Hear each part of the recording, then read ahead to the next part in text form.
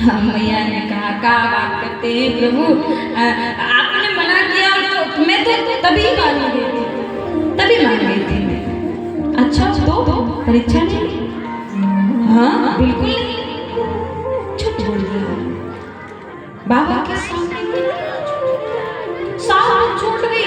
मैया सती बाबा से कहती है ना, कछु न परीक्षा लीन गुसाई, कोई परीक्षा नहीं ली। फिर जैसे आपने प्रणाम किया था, कीन प्रणाम तुम्हारी नाय, जैसे आपने प्रणाम किया पास में पहुंचकर मैं भी प्रणाम करके आ रही हूँ। भगवान ने कहा ऐसा तो नहीं हो सकता कि आप इतनी सीधी बन जाओ। तब देखियो शंकर धर ध्यान,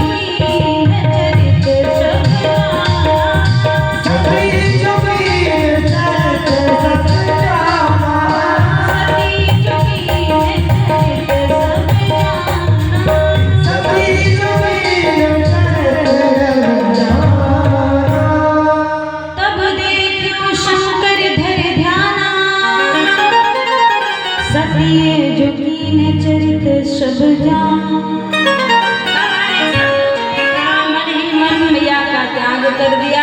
एक गलती होती तो क्षमा कर देते, लेकिन मैया ने तो कई गलती कर दी। पहली गलती भगवान पर संशय किया, भगवान पर संशय नहीं करना चाहिए। दूसरी गलती भगवान की परीक्षा लेने, और तीसरी गलती का भैया सबसे बड़ा पाप कर दिया, झूठ।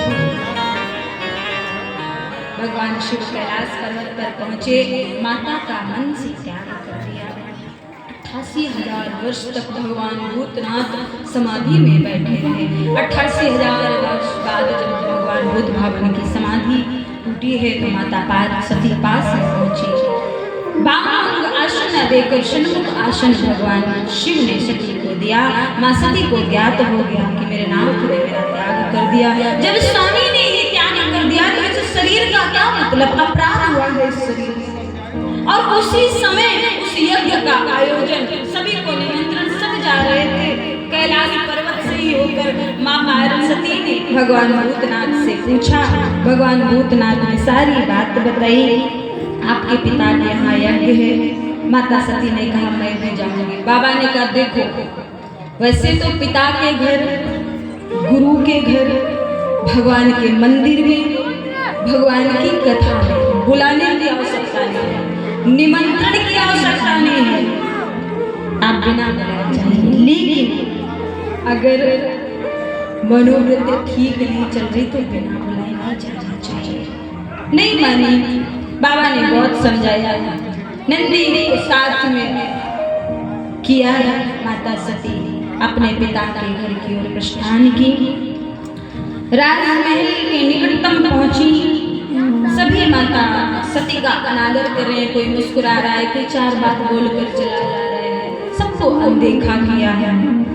अंततः पिता ने भी मुख मोड़ लिया। बड़ा कष्ट हुआ। जो पिता इतना प्रेम करते थे, आज वो पिता देखना भी पसंद नहीं कर रहे, अहंकार ही था। परंतु कहते हैं ना, दुनिया में ऐसा समय कभी आ जाता है कि प्रत्येक व्यक्ति के अंदर बदलाव आता है।